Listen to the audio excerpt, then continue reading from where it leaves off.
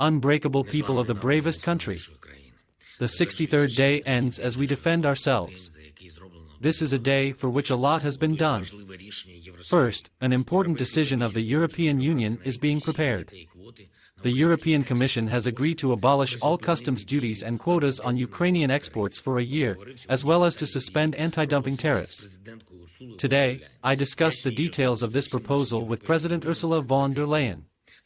I am grateful to her and to all our European friends for this. Right now it will allow us to maintain economic activity in Ukraine, our production. But everyone needs to understand that this decision applies not only to Ukraine. Sufficient export of our products to European and global markets will be a significant anti-crisis tool. Russia is trying to provoke a global price crisis to start chaos in all major markets, especially in food. Ukrainian exports will help stabilize markets.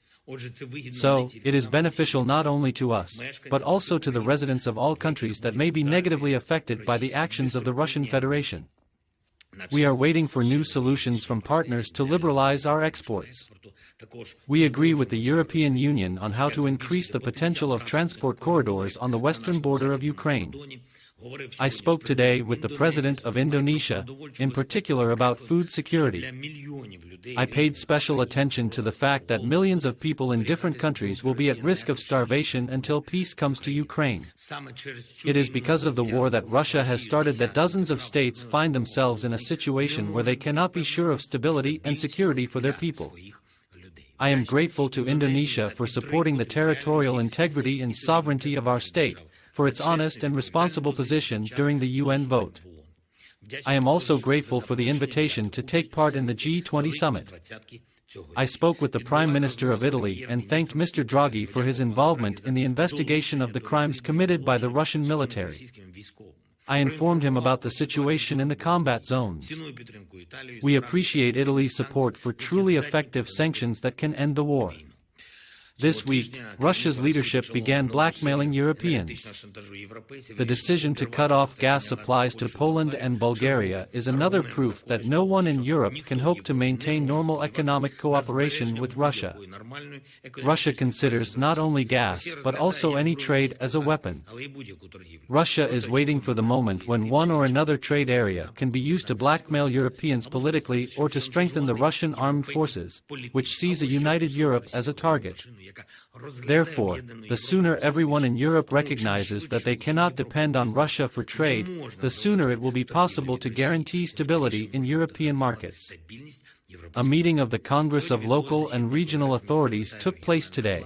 This is the first meeting during a full-scale war. We discussed a range of issues, in particular, the reconstruction of our country. We are already working on all the details so that the post-war reconstruction project can be implemented quickly and as efficiently as possible. I paid special attention to the fact that we expect specific requests and proposals from local authorities so that we can talk about specific things with our partners, with the European Union, with international donors. Communities must provide all information on all damaged sites. We discussed how and in what sequence to build, how to organize the purchase of ready housing. Our goal is not just to restore everything that was destroyed by the invaders, but also to solve old problems with housing queues and so on. That all those who work in the civil service are provided with their own housing.